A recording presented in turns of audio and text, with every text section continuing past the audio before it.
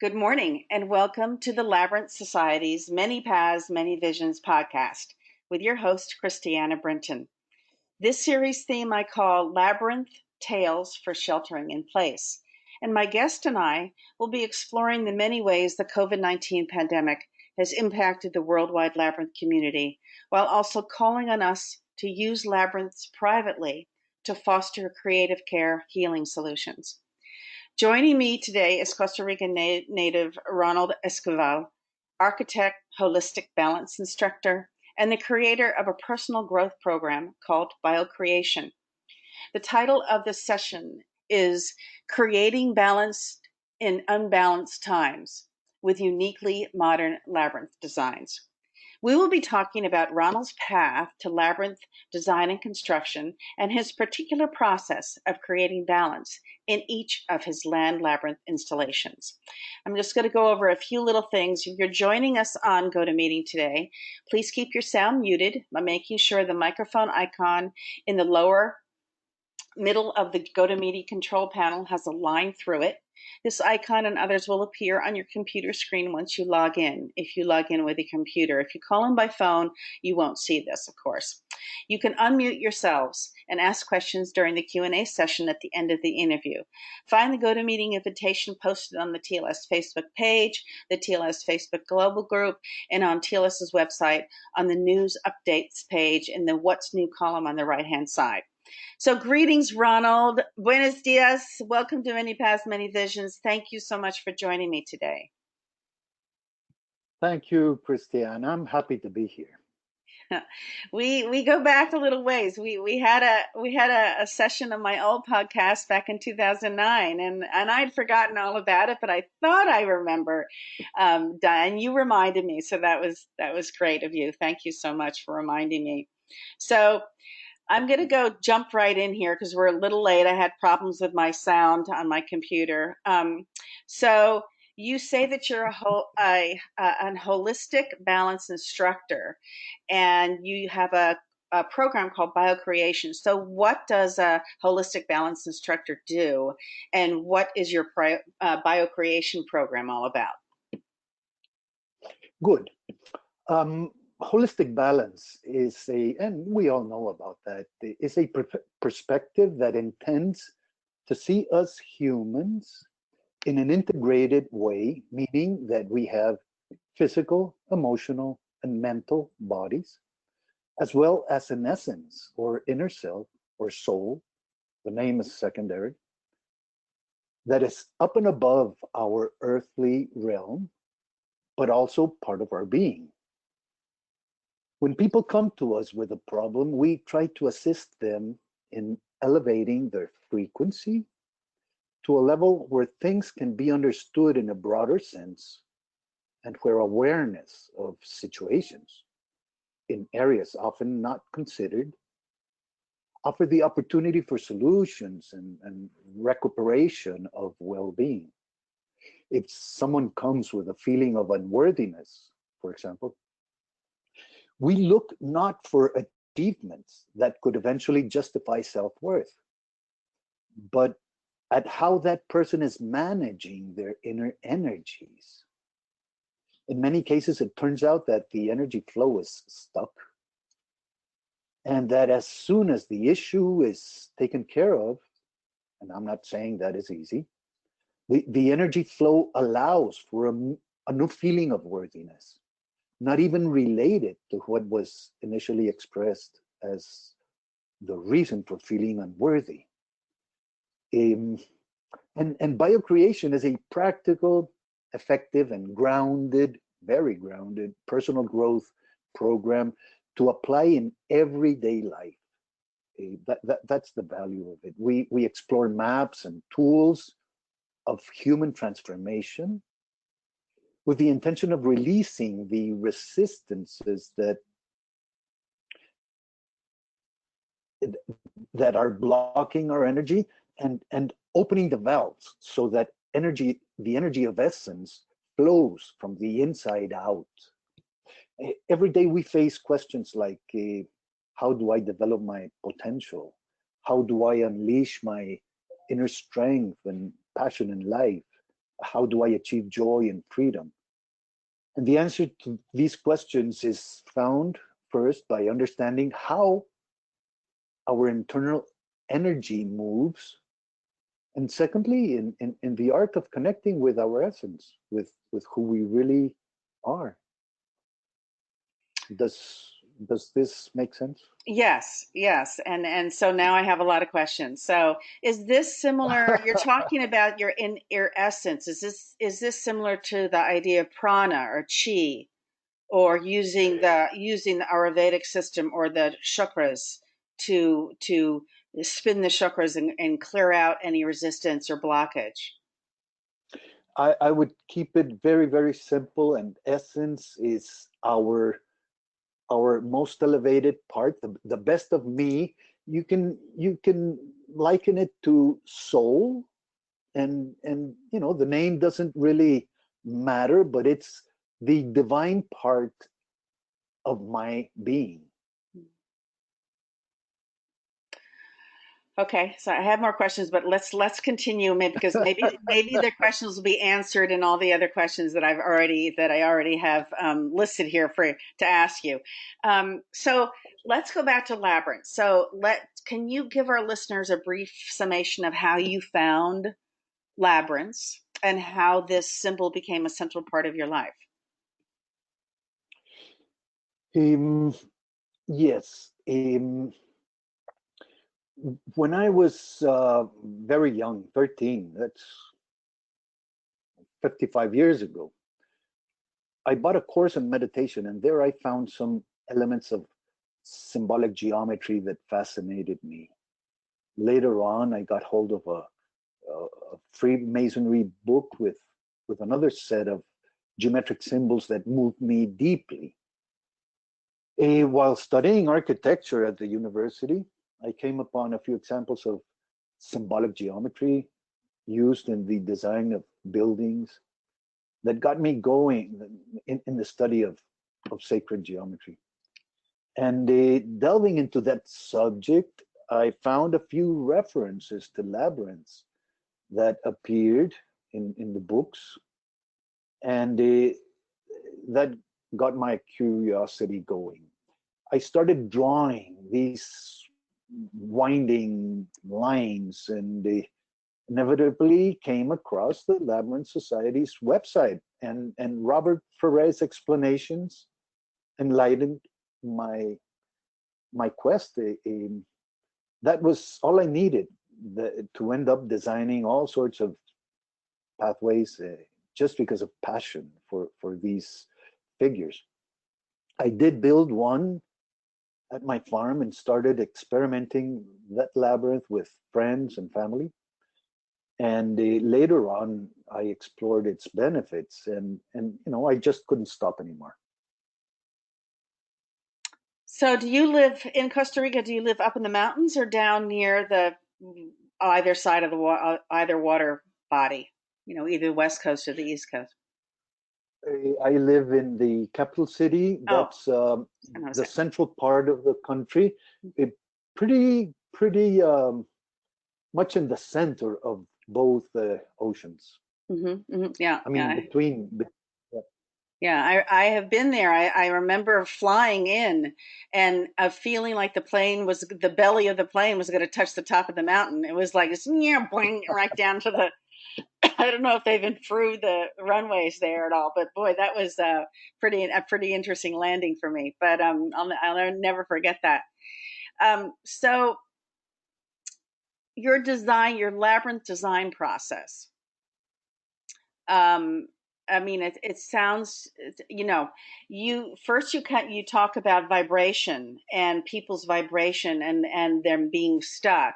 And then you talk about coming to labyrinths through a very left brain, mathematical oriented process. I mean, of Da Vinci, I mean, this was all the sacred geometry is mathematical permutations and pi and everything else, and how the numbers relate to one another and how they relate in nature to one another, which is what sacred geometry is basically. And I'm being very briefly about that. We could go on for days talking about that, but then, so you have this too. You're talking about vibration, and holistic balancing using vibration and people's essence, but you're also, so you seem to be sort of using both sides of your brain here, both right and left brained, to promote so I'm curious about your labyrinth design process. So how you say that your labyrinths are unorthodox. You use that term, unorthodox, because they are all designed to geometrically suit the intentions of the owners and promoters. And to me, that sentence really speaks to what I just asked, because you're talking about the labyrinths, that you're talking about geometry, but you're talking about intention of the owners and promoters. This isn't just, fit it to the lawn out in my backyard. You're talking about something that is not quantifiable in regular mathematical ways or scientific ways. So, can you explain this? Ken, what do you mean by this? Okay, sure. Shortly. No, I'm not scared. You can talk as long as you want.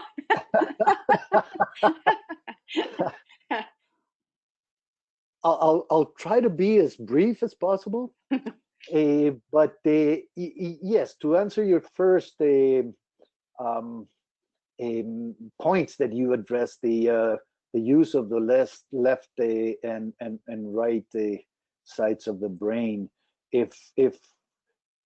If at all holistic it means anything, it means that a balancing of all our inner resources, eh, again in a balanced way. So all our resources are extremely valuable, and if we blend them together or make them work together, we're going to obtain the best possible resorts according to our nature and potentialities. And after all the experimentation I was doing with these geometries, it seemed to me possible to blend labyrinths with personal growth processes. I that I was timid at first, trying to design labyrinths that matched the intentions of promoters, and in a way, you all also have to work along with promoters, because sometimes they have intentions that are not of a really high standard. Sometimes they just want to have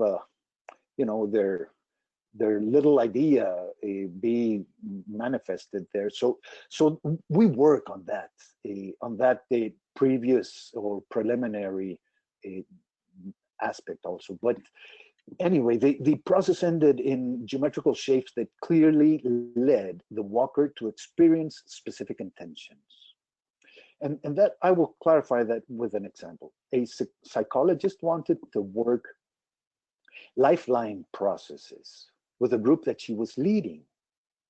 I designed for her a processional labyrinth that suggested three main periods of life: where I come from, as in childhood and adolescence, where I am now, and where I want to go. This labyrinth then came to support in a very tangible and very understandable way the work that she was doing with her group. And her clients could do the walk and focus sharply on the intention of each of these stages. And that proved to be quite effective. Um, on the other hand, I need to clarify that you don't need to walk this labyrinth with those intentions at all. It can be walked as you walk any other labyrinth and still get the general benefits. Um, so it can serve a specific purpose, but also doubles as a conventional labyrinth. Hmm. So I'm going to start with what you said at first. The idea, the whole thing with promoters as compared to owners. I mean, owners, it's usually a private labyrinth, or they own a big a park or something that they want to put in, and they'll allow, but it's still something that's a personal expression of themselves usually.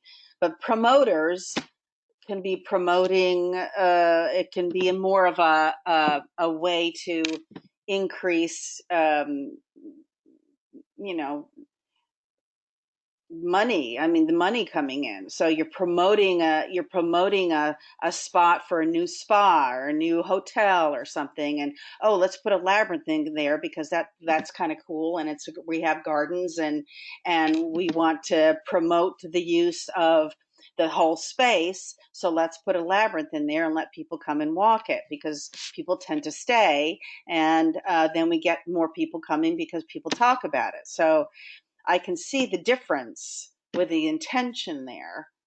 And it must be a little bit more problematic dealing with promoters' intentions than with owners.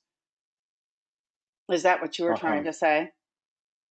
Well, I was being very general in that Yeah. sense, but what I have seen is that um, a labyrinth is a labyrinth, and whatever intention the owners have, if we go through that process with as as high as in consciousness as possible, the end result is going to be a labyrinth that is going to provide benefits. So I haven't had that problem in the sense that someone wants a labyrinth just for the income that they can receive. It has always been somewhat of a spiritual process, pretty much related to either good vibes or personal growth. I did have a city mayor come to me and say, I have married couples at this park, and I would like a labyrinth for happy events and the celebrations. And that was really nice, and I followed that intention, and I created the Love Labyrinth, which is very apt for celebrations. So I haven't had bad experiences in that sense. So let's get back to the labyrinths that you created. You mentioned this one woman who is a psychiatrist or therapist, and that this was her intention to do these lifelines. So what does that labyrinth look? What are the circuits, and what does it look like exactly? I mean, we don't have a way to show the pictures, but can you just describe that labyrinth, and what does the love labyrinth look like? Okay, this lifeline process is expressed in three spirals that each represent one of the stages that we're talking about. The where I come from, where I am, and where I want to go, and they are joined through pathways. They're somewhat separate, a few meters separate one from the other. There are paths that join so you can clearly understand each of the stages.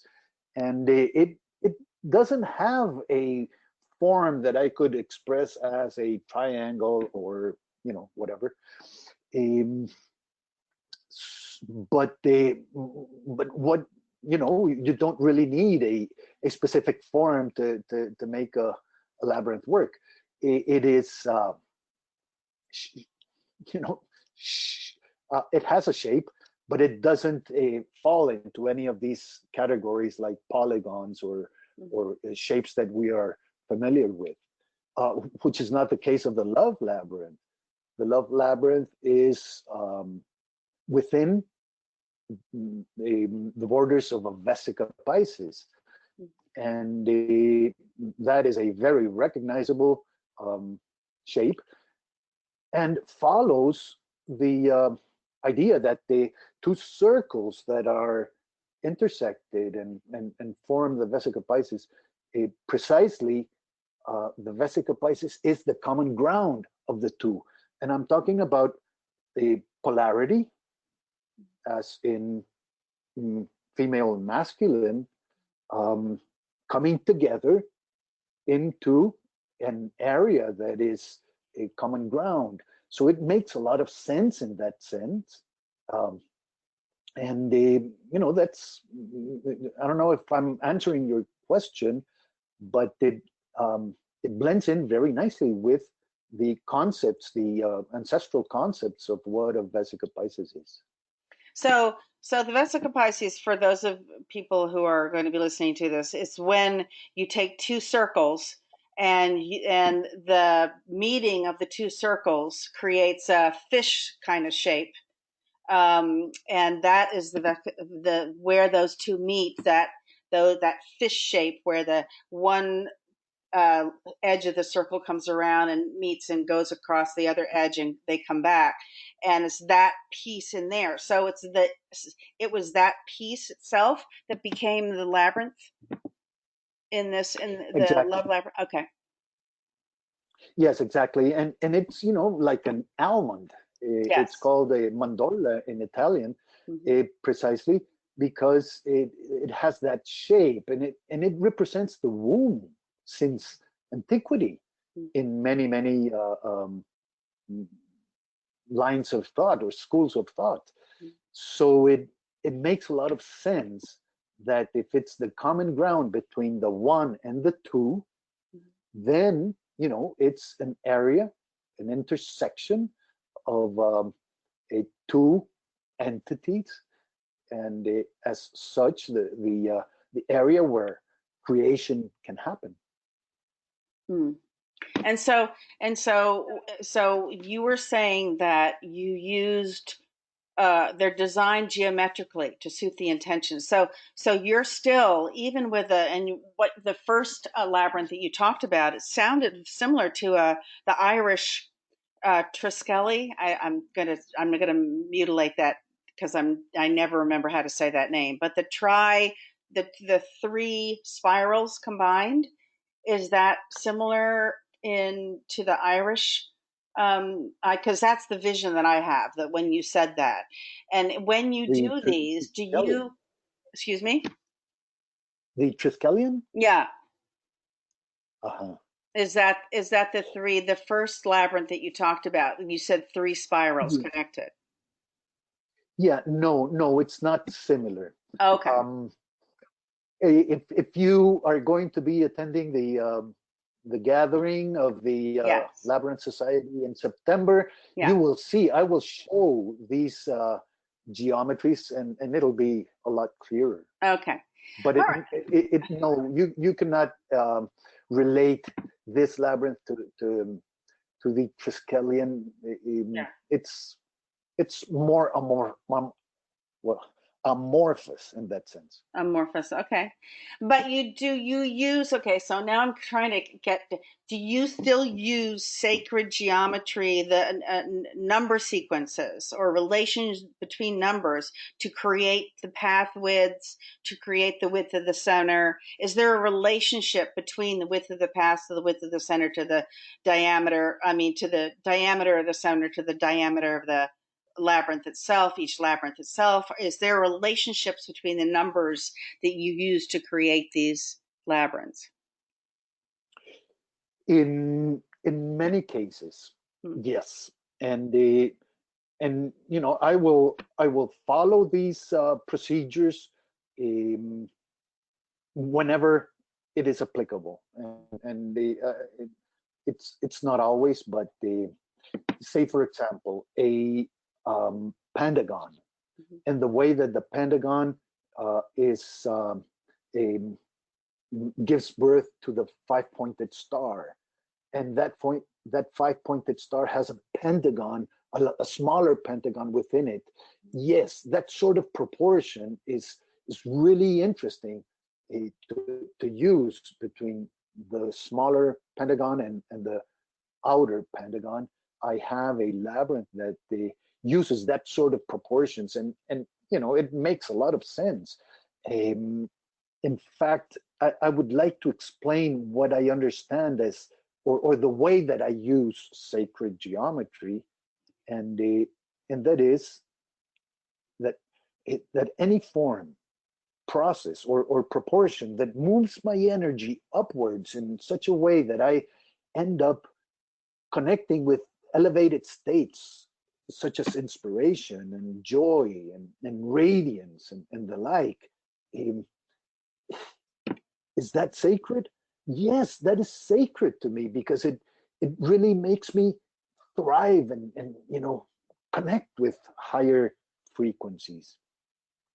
So that when that sort of thing happens with my geometrical um, when I play with these geometrical figures, I that's when I say, well, this is sacred. I mean, it just moves my energy in a way that is marvelous. So that is what I understand as or my perspective or the way that I use sacred geometry, and as a bridge between uh, my my right um, side of the brain and my left side of the brain, or my bridge between everyday life and the divinity, if I may. So that's the way that I understand sacred geometry. I got it. So this goes into the next thing that I wanted to talk about was the hot this you have dual interests. You're interested in sacred geometry, and now I understand what you mean by that, and applied metaphysics.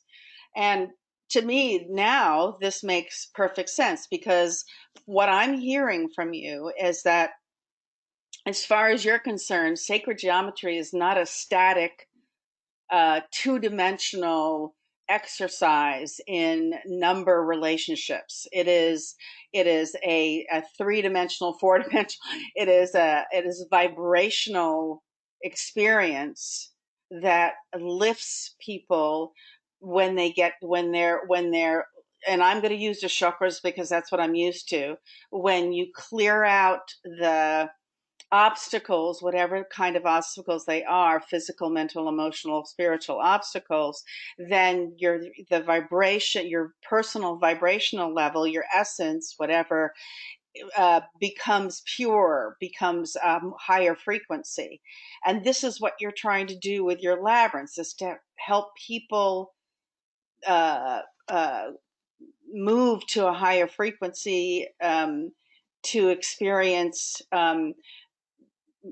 pure higher levels of being, joy, all the positive things, joy and love and etc. Is that what you're is this a accurate Yes, description? I would say so. Yes, yes, I would say so. Yes, Okay. All right. it's really nice.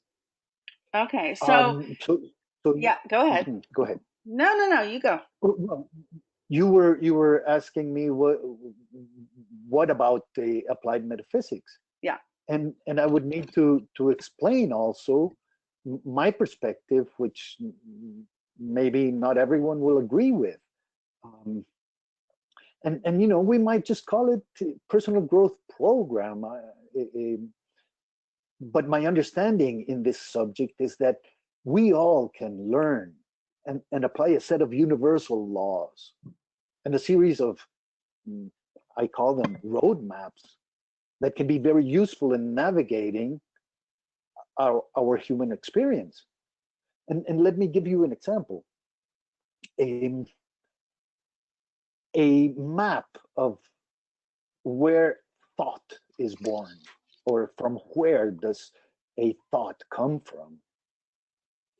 That map indicates that a thought can either be created outside of me, as in thinking about what someone said or something I read, um, as opposed to a thought that I deliberately formulate based on my innermost uh, desires and principles. That basic understanding has a tremendous implication in the sense that if I predominantly, and that I think that's the case of most of us humans, if I predominantly allow external thoughts to determine the way I manage my life, then my life will be determined by outside factors. Whereas if I assume my thought creation process, then the direction I give my life will be more under my control. It'll be more coherent with my core being. Um, if I'm explaining myself, I know that this is something that will not be accepted easily. We all tend to say, "Well, no, I'm the owner of my thoughts," and I would say 99% of the time, it is not the case. We had I measured. I won't go into that, but if we have 40,000 thoughts a day, which is pretty close to accurate, how many of those thoughts were really conscious, deliberately created by me with a clear intention of creating thoughts that make me grow? That's what I mean, that 99% of our thoughts are just happen in our minds. And if we really look at this seriously, we'll start assuming a better attitude in the creation process of our thoughts. Let's take, for example, the mandate, quote unquote, the others first. Most of us have been taught that we should care for the others before satisfying ourselves. And it's nice, but it turns out that mandate has somewhat demonized self-care and balanced relationships, especially among women, especially among mothers. We think that type of sacrifice is admirable, and very seldom do we ask what she is going through. We generally expect her sacrifice. I know I'm generalizing a lot, and things have changed since the last half century. But I hope you get the idea. The mandates, we're full of mandates that are offered to us by parents, by teachers, by gurus, and we just take them for granted. And what I mean by all this is that we really need to process that internally, to make a decision as to, is that coherent with my inner fibers? Is that coherent with the principles and of my essence? Is that the type of life that I want to live? And if so, great. That I take those principles and apply them to me, but now they are mine. It's not something I took from the outside and just allowed it to manage my life, which is the case in most of us humans. We follow mandates unconsciously. Now going back to that thought source map, if we don't follow that kind of socially accepted behavioral patterns, we feel guilty and unworthy. It makes us feel guilty. And that is an example of instructions coming from outside and generally accepted as a guideline, as opposed to choosing what I want to do from my deeper self. One direction is from the outside and the other from the inside out. And this type of map will allow us to understand better how we manage our energy. That is, most of us wouldn't want to accept that we are not the drivers of our life. The point that I want to express here is that whatever guidance coming from the outside, we need to question to see if it's coherent with our core desires, and at the same time, we need to produce more and more guidance from within, from the inside out. So So that's how, an example of practical application of a theoretical principle. okay, Ronald, how have you yourself used this idea? What type of personal routines have you created to help you yourself listen more to your inner guidance, to your inner thoughts, and create your own inner thoughts rather than listening to what's coming from the TV or coming from the video chats or coming from wherever? Your so it could be also your background. I mean, this could be sociological as well. Of You course. know, these thoughts come from the country you live in, the religion that your families have practiced for generations, etc. So, what have you done personally to change this? Okay, what the you know the this when you get into the interiorization process, a personal growth process, you start to uh, tap into what your inner feelings are. Whenever you feel an emotion that doesn't feel good, you need to stop right there on the spot and and find out what created that feeling that doesn't feel good. At that point, you will discover a thought, and that thought you're going to understand that is causing that a negative emotion, or emotion that feels bad, not necessarily negative, and you will have there a guide, a, a guideline that will tell you that thought is not in line with my inner self. That thought, I need to reformulate that thought so that it is more consistent with what with the most precious desires of my essence. Am I explaining myself? Yeah, I mean, it seems to me that what you're saying is this: it's a meditative process. I mean, what you're doing is you're taking the time, you're giving yourself a gift of time with your own thoughts, and your own emotions and your own feelings, allowing them to come up and identifying whether they're beneficial, whether they make you feel make you happy, and raise your vibrational level, or they are de-evolutionary in a sense. They stop you from growing and becoming all you can be, et cetera, et cetera. And then you're identifying these, and then but then once you identify them, I mean, I've been through lots of different processes, Reiki and chakra clearings and all different kinds of things. But what is the process then, that once you identify them, how do you um, and perhaps this is because you talked about maps in the beginning of the session. You talked about maps.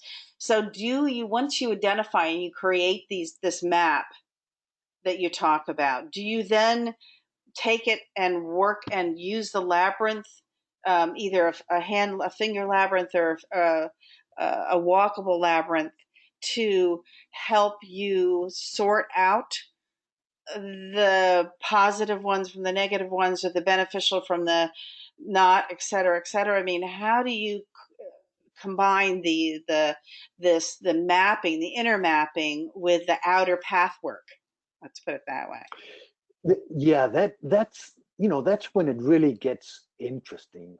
When geometry can assist you in expressing um, growth processes, or that it's really interesting. I have a labyrinth that is a three circles, overlapping circles, or three circles that intersect each other.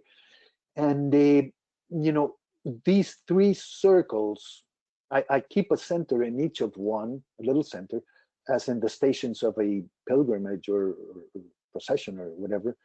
And you go into the labyrinth, and you go into one of these first centers, which is the physical, and and you ask yourself, or you say to yourself, I'm feeling this physical thing, sensation, or whatever, and you say to yourself, well, I feel this, but I am not that. I am more than that. Then you walk to the other second circle, and at the center you say to yourself, I have this emotion, I feel this way, but I am not that. I am more than that. And you walk to the third one, and you say, I have this feeling, I have this, I'm sorry, I have this thought, I have this belief, but I am more than that. And then you walk to the center between the three circles, and you say to yourself, well, I am not that, nor the other. So what am I? Who am I? So that's a very clear way of expressing in geometry a personal growth process, a process that will delve you, will immerse you in deeply into an interior journey that opens up a lot of avenues. Hmm.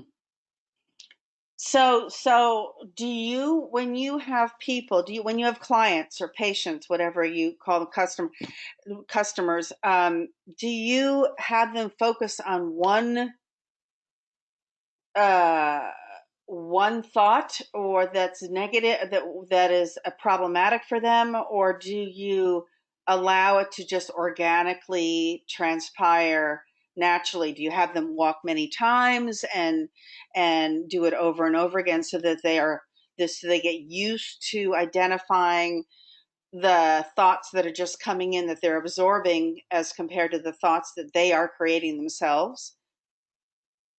Do you understand what my I, question? uh, I think I am understanding, and let's see if the answer is adequate. Um, Most times, these processes are guided either by uh, um, counselors or psychologists at universities or such, and uh, they will use them in specific uh, applications, like or they will apply them for specific cases. If if uh, if they consider that a student needs a process of integration or a process of interiorization, or whatever. But I need to clarify that all these labyrinths are used without any uh, external guidance. Also, they are used for for just normal meditational walks. So in some cases, the people are oriented in a sense so that some results can be attained. In other cases, they just the labyrinths are just there for people to walk them, and in whatever way they please. I have one specific example that is used only for that purpose, because it's a very, very small labyrinth, and it's two circles intertwined. There's the vesica is there, but the idea, and this is at a daycare center, where a psychologist said that he wanted to address the problem of bullying. So we have this little mirror labyrinth for kids to play, and at the center of each circle they face each other, and the idea is that they try to guess what the other kid is thinking or feeling.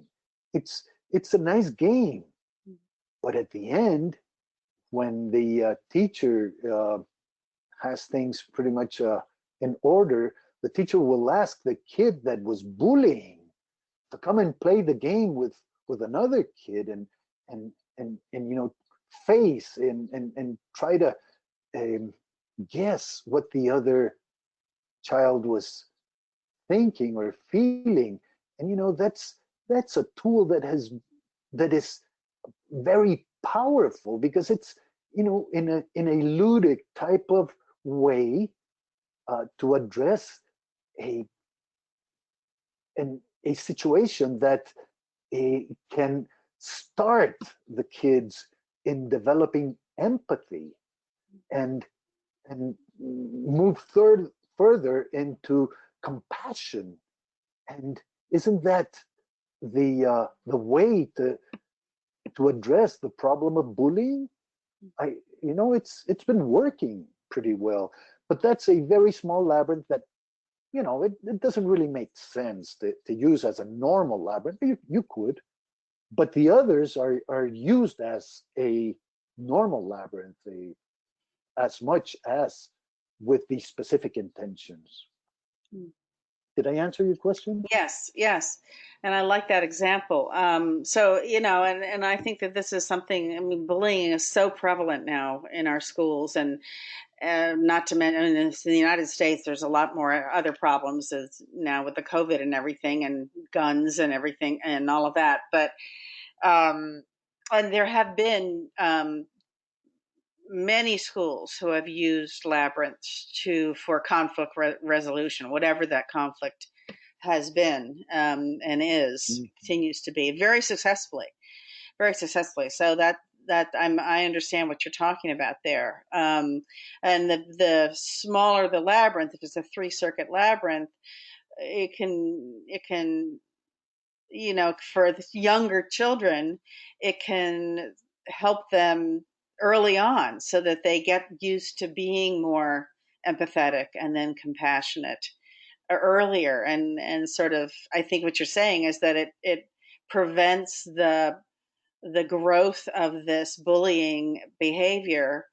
I don't know if it helps it at home. Usually bullying is a result of some other kind of negative behavior from the home. I mean, that's my reading and my experiences, but it's at least that it's there. I mean, so I understand what you're saying, but let's get back. I just wanted to talk a little bit about, because you've made labyrinths. I mean, I remember your um, presentation in Troutdale, and you were talking about that wonderful labyrinth on private land that was built around a bunch of different series of vortices on the land. And I wanted to talk a little bit about your experiences with that type of the energy of the land in influencing the labyrinths that you create. And I'm just going to use this,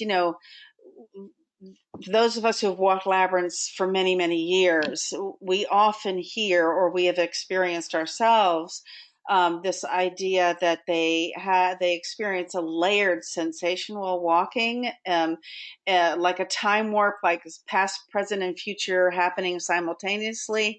That kind of experience, and it's. I have personally experienced that a few times in the 20 plus years that I've been walking labyrinths, and I have other people have said this to me as well. And another example is that idea of stepping over the threshold when you're at the entrance to a labyrinth, and you step onto the path. It Something changes. Something there can be this shift right then, right when you step over that lintel, right when you step into that labyrinth experience, that the labyrinth paths kind of readjust themselves. They move a little. People could say that they're dizzy. So what do you think about these? Has this come up for you with personally with the labyrinths you've created and with the people who have commented to you about your labyrinths? Um, it's great. I think that one of the beauties of Labyrinth is that it offers a very tangible excuse to walk out of everyday state of unconsciousness into a space of inner exploration. If, if things go well, we will connect with a deeper state of being. And if things go very well, we may access our essence. Uh, since our essence is the bridge to source and really an extension of source, eh, then that is of an eternal nature. So time dissipates in a sense when you're connected to higher and higher frequencies. And that's why you can probably feel that perception of time is somewhat different. So that's what I would say about that. And the other sense, when you talk about dizziness and such, I think that to some people it will be a new and strange experience with altered perceptions and odd thoughts or whatever. To some people, the unattended and unresolved issues may emerge, even in fearful ways. And to the contrary, other people may have feelings that access peace and inspiration, outbreaks of love and nice emotions. Things will emerge. The mind may then roll back to old pattern thoughts or may be brave enough to release old paradigms and take a fresh look at things. Anything can happen there. But what I'm trying to say is that as things emerge, or the important thing is to allow things to emerge. And I can somehow take care of that right now or later on take care of what emerged. But the important thing is to allow things to emerge. And when I'm talking about emergence of thoughts, feelings, whatever, I'm talking about that inner being expressing, breaking out from the inside. And in many of us humans, we have that energy kind of blocked. So the labyrinth experience, it favors the emergence of what we have in the core of our being. And that is very important, to allow that to express and manifest. And later on the person can work on that or whatever. But I think that's a very important characteristic of labyrinth walking. Hmm. I think what you're saying brings up for me this whole idea of holding space, facilitating labyrinth walks, and people who are trained in that to hold space for people to go through what they have to go through, or what comes up for them when they walk labyrinths, and whether you're a trained facilitator, certified, whatever, this whole sense of holding space for people to have a safe container to do this kind of work in, because for such people who have never walked before, it's a new experience. They go in thinking, oh, this is just a path and it's kind of cool, and let me see what happens. And yeah, and maybe they're handed a sheet of paper that gives the stages, that talks about the three stages, but they don't really know what's going to come up for them. They just, Excellent. when they walk. So this idea of holding space to allow these the percolation to happen, these things to bubble up, and allow it to be okay, that there's nothing nothing wrong, nothing to fear. It's a sense of this minotaur. You're facing your minotaur wherever it might be. It doesn't have to necessarily be in the center. It could be anywhere in the labyrinth, in whatever form it takes. And so how important it is to have people there holding space. That's their job. It's to hold, keeping that safe container. I think that is very important. And I know when I worked with the prison labyrinth community in Portland, Oregon, we found that we really had to get uh, facilitators who had facilitated before, who knew how to hold space, and who had walked enough, and had experienced it themselves of this stuff percolating for themselves, in order to be present for the women, inmates, to walk and experience it themselves. So I understand. I totally understand what you're talking about. It is something that the labyrinths do provide routinely. But let's get back to this, what you're talking about. You talk about symbols and geographic archetypes in your design work. So how do they combine with the sacred geometry to bring forth a new labyrinth form for someone? How do you use symbols and geometry? Can you give some examples? Geographic archetypes. What do you mean by geographic archetypes? Okay. Well, to start with, a symbol with which I resonate makes me connect with deep fibers in my being. I mean, that's pretty clear. That's why we use symbols. Why we have symbols that we identify with. And an example is a friend that wanted a lab that loves the I Ching and the Bagua. So I managed to come up with a labyrinth that is not only hexagonal as the Bagua, but it has the expression of the hexagrams within that labyrinth, pretty close to what to the Bagua.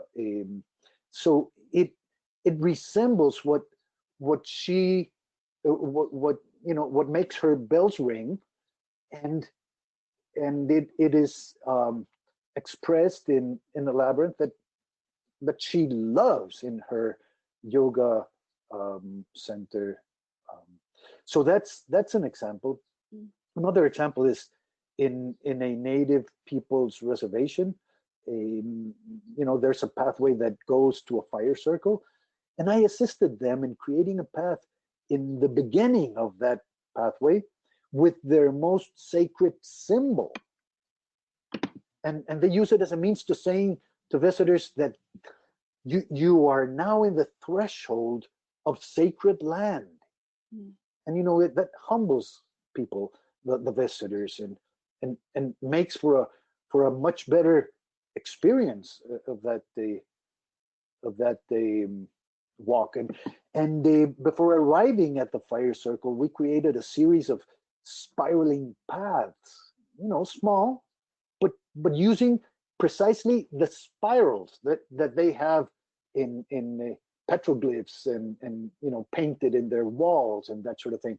So it's something that is sacred for them, that is now expressed in a path form. So that's what I mean, that a symbol that connects with your most sacred areas of your being. It can be expressed in a pathway and will just add. I mean, it'll add. What I was saying about the hexagonal labyrinth before, it can be used as a labyrinth without any further meaning. But to the people that love the Bagua and work with the I Ching and such, it has an added value. So that's about the symbols. But regarding geographic archetypes, Well, it's important the reading of the energy present at the site, see if the land needs healing. I neglected doing a labyrinth in an area that was, quite intoxicated. Mm. Um, are there energy vortexes, are there places for rituals and such? Um, a second consideration relates to the cardinal directions of Earth, the northeast and the like. Um, and a third consideration I really like, and I don't know who I don't know who came up with the 7 spiritual landscape archetypes, but I really like them. They go like this: the sky is a symbol of transcendence, a mountain, a symbol of transformation, the sea of immersion, the cave of nestling, the harbor of embracing, a promontory of extension, an island of separateness. And I can feel when I am near a concave area, I can sense the protection. It seems to me like an area of concentration, of, of inward moving energy, of, introspection. And when I'm in a promontory, I get the feeling of expansion, of reaching outward, of touching others, of sharing, of community. So this type of considerations can enrich the labyrinth experience quite a bit. And it's really interesting because it allows for storytelling. And in one of my labyrinths, I divert the path to a promontory so people can experience vastness and multiple opportunities, openness. In another case, I used a large rock as marking the center and doubling as a sitting rock. In the native people's reservation, I diverted a path in the direction of a tree that is sacred to them. So I take advantage of that type of symbolism and suggested features of the site, because nice stories can be created and inspire people and create high-level atmosphere before or when using the paths. Well, that's how I use these features and symbols. Thank you, Ronald. That's wonderful. That's a really good. So, do you mostly just concentrate in Costa Rica and Central America? Have you done labyrinths? Have you constructed, installed labyrinths other places in South America or anywhere else? Yes, not as much as I would like. In Colombia, I know that I did 2 in Colombia.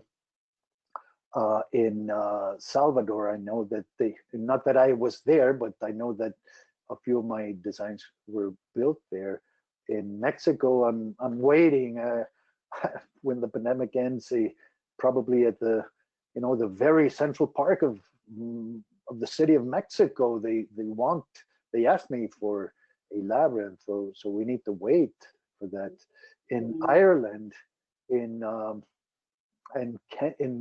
Zambia, a good friend of mine, we've shared a lot of thoughts and geometries, and I know that there are a few of mine over there in the U.S. also. But I would love to have more of these created. I know that in Australia, someone also asked permission and built one of my labyrinths. So that's that's it. I would love to have built more and more of them. Something like Robert Foray having built over 1,000 labyrinths. Oh, I would love that. So, well, he didn't have to go through a pandemic, that's for sure. So are you? What's it like in Costa Rica now? I mean, are you? Are people asking for labyrinths in private settings, or everything is just pretty much shut down, sheltering in place? Pretty much closed down. Yeah. Yes, the labyrinths at the schools and universities are closed at this time. I Mm-mm. don't know for how much time, but the parks are shut down. So so only private labyrinths could be visited at this point in time. Mm-mm. Um, so that's, but we all need to adapt, and people have asked me for printout. So I've sent them the files and have them printed out and work it as a finger labyrinth. Mm. And on the other hand, I've been working on new patterns, not exactly labyrinths that people love. We've put them to test. I don't know if we have time to go into that, but they are working and they are very low cost. Yeah, well, The, we're a little bit of we started late because of my sound issues on my laptop, but we're pretty much at the end. But I was wondering about this. What kind of labyrinth work? What does it look like in the near future? I mean, so you're talking about new designs. yeah, in the pipeline, I only have one, and that's one in the University of Costa Rica that is going to have to wait. Mm. Time will tell when we, um, mm, you know, retake that. But no, I at this time I don't have any other requests. Well, people interested, but they not specific projects. So Mm. um, that's how it is at this time. Yeah. So, but what is your personal interest? Where do you feel where are those thoughts coming from that point you in a new direction or a different type of direction with labyrinth design and construction in the near future? Do you have anything that's percolating?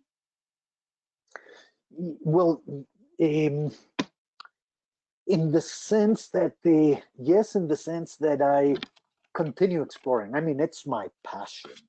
Either if it's a real project of it, or if it's just my explorations, I never end in these explorations of uh, using geometry as a way to express the spiritual processes, or growth processes, or maps that can help us in in in our spiritual journey.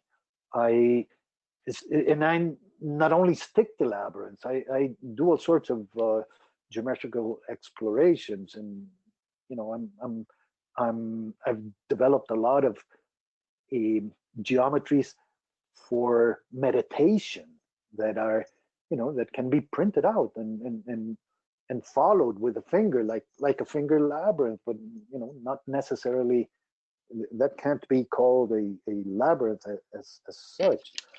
So I will continue. I'm passionate about this, and I hope that more and more people will be interested in developing projects. But on the other hand, I'm developing my own projects that can see the light in one way or the other. Well, you will be able to talk to a lot of people on the TLS virtual gathering in September, and everybody should know that Ronald is going to be one of the presenters. We're so excited to have you presenting, and I'm sure as in the case today, I'm sure we could you have an hour 90 minutes or something, and I'm sure you could do a day's presentation with no problem, including building a labyrinth and having people walk it. But at least we'll get a taste of your mind and your vision and your labyrinth passions, and so everybody look forward to that on September 26th. And Ronald's going to be on and sharing with us then. So hopefully, a lot of people will hear you, and you'll get inundated with questions, I'm sure. So Great. That's yeah, going to be Yeah, that's going to be a great opportunity. I'm really looking forward to that, and I'm preparing a lot of graphic communication so that this type of thing can be seen as we speak. Yeah. So I think it's going to be really interesting.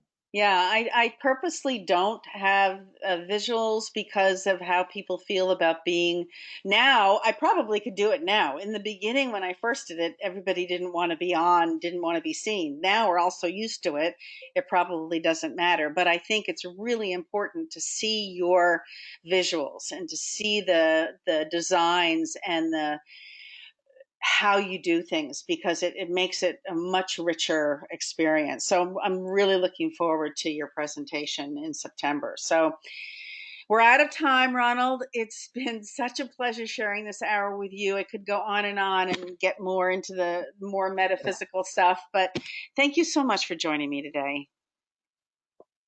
Oh, it was my pleasure. I have enjoyed this conversation very much. Well, many continued blessings on your path, and we'll be talking in September.